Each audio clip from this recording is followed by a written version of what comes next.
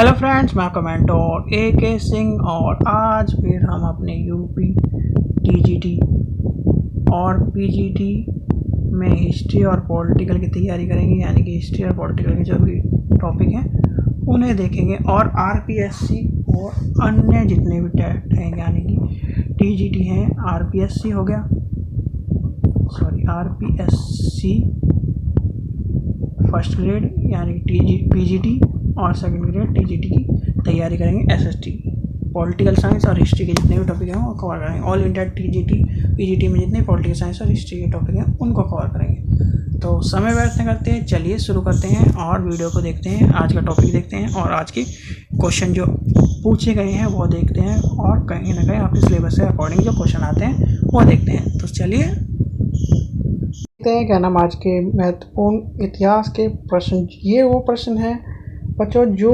Exam में पूछे गए, यानी कि TGT यूपी के TGT हो गया या PGT हो गया या फिर कहीं का भी TGT या फिर PGT में आज तक जितने भी पेपर आए हैं उनमें कहीं ना कहीं इतिहास के सेक्शन में ये पूछे गए हैं। तो आप इस चीज़ के लिए तैयार रहें कि इस तरह के क्वेश्चन आपको देखने के लिए मिलेंगे एग्ज़ाम में, क्योंकि मैं वो क्वेश्चन ही आपको पढ़ाता हूँ या फिर आपको कराता हूँ जो एग्ज़ाम में कहीं ना कहीं TGT PGT में आए हैं। ठीक है, चलो आज हिस्ट्री का सेक्शन देखेंगे। हिस्ट्री के सेक्शन में देखते हैं। सबसे पहले देखते हैं ब्रह्म समाज की स्थापना कब हुई। तो उसकी स्थापना कब हुई? 1828 में, यानी कि 1828 में। ये ब्रह्म समाज वाला जो क्वेश्चन है इसमें से रिलेटेड सन की जगह यूपी TGT में ये पूछा गया कि ब्रह्म समाज की स्थापना किसने की। ठीक है, तो ये चीज़ आप ध्यान रखें। घुमा फिरा के कुछ भी क्वेश्चन पूछ सकता है ब्रह्म समाज से रिलेटेड। चलिए आगे चलते हैं। देखिए आगे क्वेश्चन वही जो ये ऊपर वाला क्वेश्चन उधर की तरफ, मतलब जो छोटे पेपर हैं उसमें पूछा गया हिस्ट्री के सेक्शन में, और जो बड़े सेक्शन है TGT PGT में उसमें इस तरह क्वेश्चन पूछा गया। ब्रह्म समाज की स्थापना किसके द्वारा और कहाँ की गई है? तो कोलकाता में की गई है और राजा राम मोहन राय ने की है। आधुनिक भारत में हिंदू धर्म के सुधार का पहला आंदोलन कौन सा है? तो ये आपको पता होना चाहिए। ब्रह्म समाज वाला जो आंदोलन है यानी कि ब्रह्म समाज आंदोलन वो सबसे पहला धर्म सुधार आंदोलन है। और एक चीज़ और, राजा राम मोहन राय जो थे उन्होंने किस किस चीज़ के लिए जो हिंदू कुरीतियाँ हैं, यानी कि हिंदू धर्म में एक तरह से कुरीतियाँ मान लीजिए, उसके खिलाफ आवाज़ उठाई, उसके खिलाफ पहल करी। और आज जो औरतों का स्तर, जो नीचे तबके के लोग हैं उनका स्तर ऊंचा हुआ है। तो कमेंट सेक्शन में बताइए कि वो कौन कौन सी कुरीतियाँ हैं। चलिए आगे चलते हैं। नेक्स्ट देखते हैं, ब्रह्म समाज के विरोधी संगठन कौन सा था जिसने सती प्रथा व अन्य सुधार का विरोध किया? धर्म सभा। मैंने अभी कहा था कुरीतिया की बात करी थी और आपको कुरीतिया का पहला ही पॉइंट मिलेगा। धर्म जो ब्रह्म समाज में राजा राम मोहन राय जो थे उन्हें सती प्रथा, जो प्रथा थी हिंदू धर्म में कि किसी औरत का अगर हस्बैंड एक्सपायर हो जाता है तो उसके साथ ही उसे जलना होता था, यानी उसके साथ ही सती होना होता था, उसकी चिता के में बैठकर उसे जलना होता। तो ये एक इतनी बुरी कुरीतियाँ थी हिंदू धर्म में कि क्या कहें, एक आदमी मर रहा है तो दूसरे आदमी को उसके साथ ही मरना, तो ये कुरीतियाँ कहीं ना कहीं दिक्कत की थी। और ये कुरीतियाँ सिर्फ औरतों के साथ ही थी। अगर आदमी की जो मतलब वाइफ है, वाइफ को कुछ हो जाए तो आदमी क्यों नहीं मर सकता? तो ये कहीं ना कहीं एक जो धर्म की और व्यक्तियों की जो मानसिक स्थिति थी वो सही नहीं थी इस चीज़ को लेकर, सती प्रथा को लेकर। चलिए आगे देखते हैं। धर्म सभा के संस्थापक कौन थे? राधा कांत देव। तो आपको पता होना चाहिए, ये पूछा गया है। जो इस तरह के क्वेश्चन है यानी कि स्टेट के TGT PGT में कहीं ना कहीं पूछा गया है।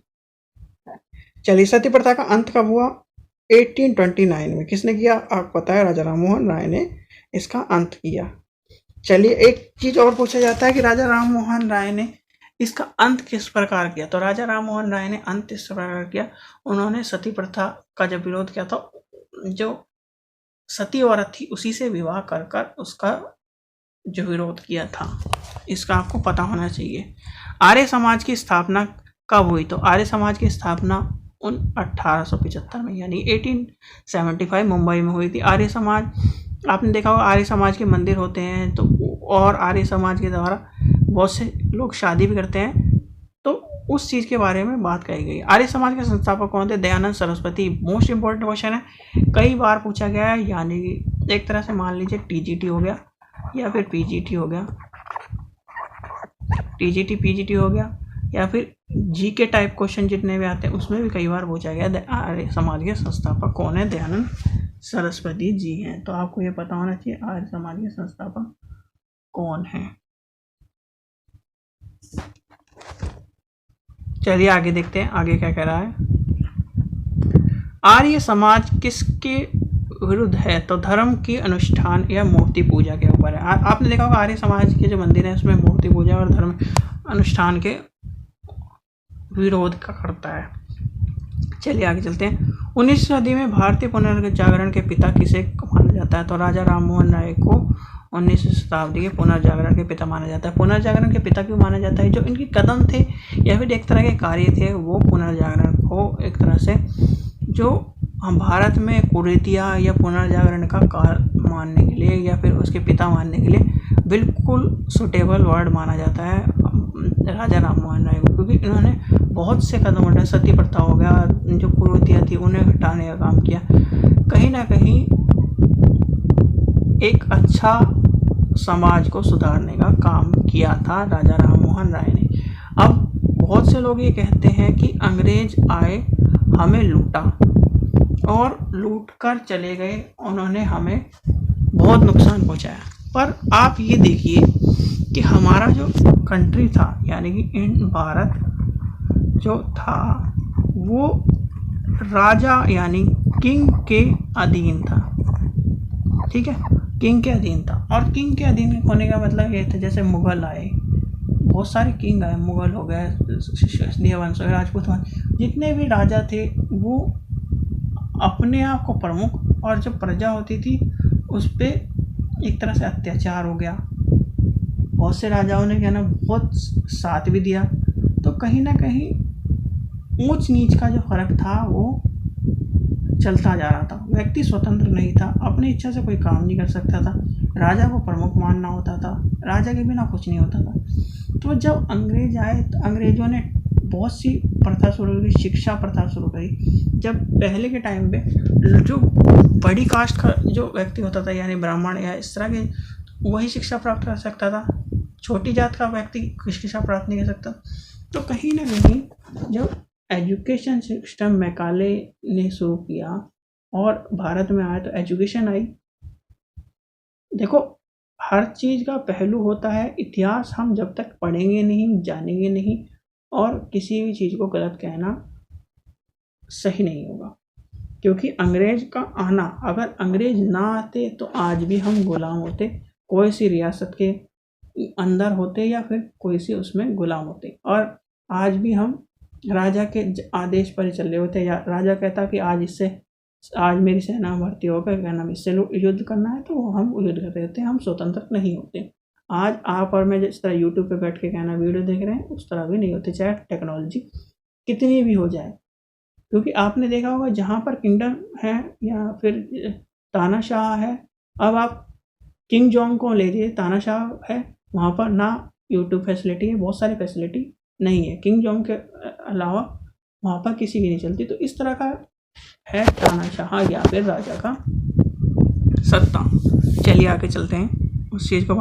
आप इतिहास पढ़ेंगे तो आपको खुद पता चल जाएगा कि क्या फ़ायदे हैं और क्या नुकसान है। एक तरफा बात करने से हमें कोई फ़ायदा नहीं मिलता। राजा राम मोहन राय का जन्म कहाँ हुआ था? राधानगर जिला वर्धमान में। स्वामी दयानंद सरस्वती का मूल नाम क्या था?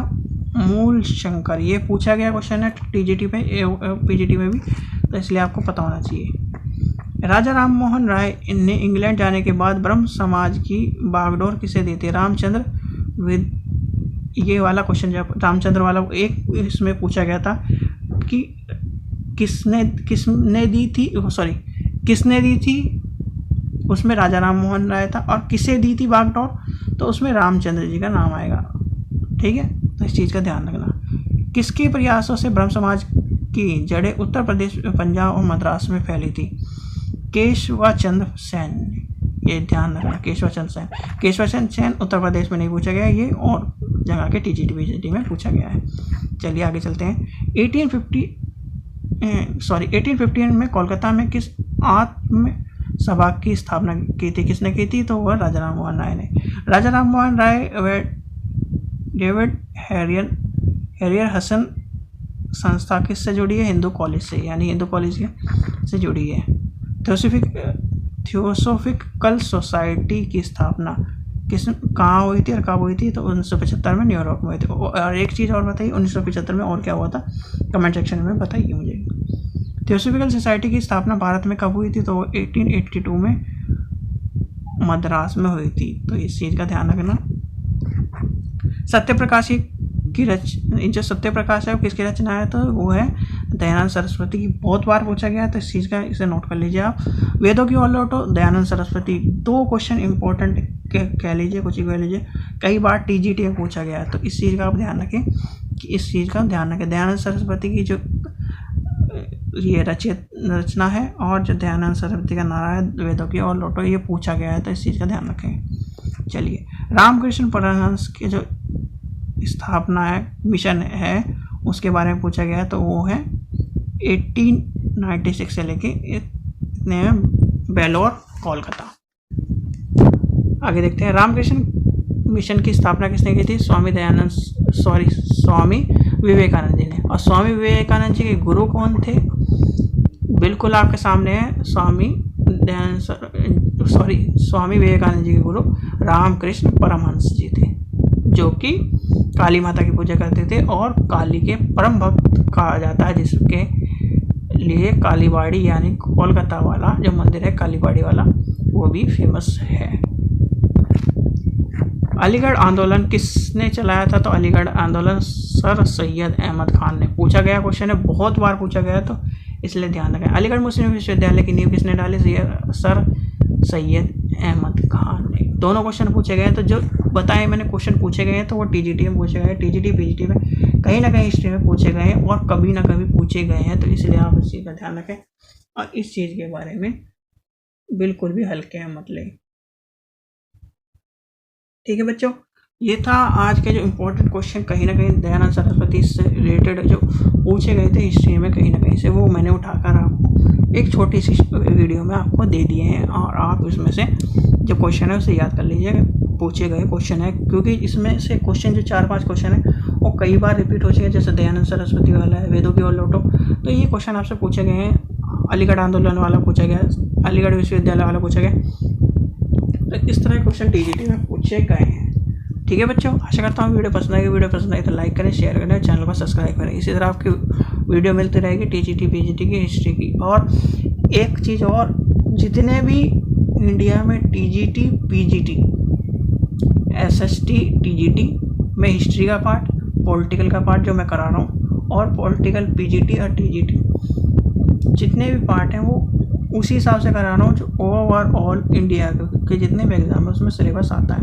NVS KVS RPSC UP TGT जिस तरह का भी आप लेके चले, उसमें TGT में इस तरह के क्वेश्चन पूछे ही जाएंगे। और अगर स्टेट का पेपर है तो थोड़े बहुत स्टेट से क्वेश्चन है, जैसे अलीगढ़ विश्वविद्यालय की नींव किसने रखी है, UP के पेपर में मिल जाएगा आपको। इस चीज़ का ध्यान रखें और इस चीज़ को ध्यान में रखकर ही पेपर सॉल्व करें। कोई भी ये ना सोचे कि थंबनेल में क्या लिखा है, थंबनेल बनाए जा सकते हैं। मैं दोबारा फिर कहूँगा, थंबनेल बनाने में, इम्प्रेसिव थंबनेल बनाने में आपको इस तरह का मिल जाएगा कि थंबनेल में आपको कुछ और मिलता है और अंदर कुछ और मिलता है। वो मैं नहीं चाहता, क्योंकि गुमराह करना बच्चे को अच्छी बात नहीं है। गुमराह करके बच्चे को व्यू लाना या फिर एक तरह से उसको हर्ट करना, वो अच्छी बात नहीं है, क्योंकि वो भी अपनी तैयारी कर रहा है। ठीक है बच्चों, आशा करता हूँ वीडियो पसंद आए। वीडियो पसंद आए तो लाइक करें, शेयर करें, चैनल को सब्सक्राइब करके रखें, जिससे वीडियो आपको जल्दी जल्दी मिलती रहे। नोटिफिकेशन बेल आइकन को दबाए रखें। Thank you.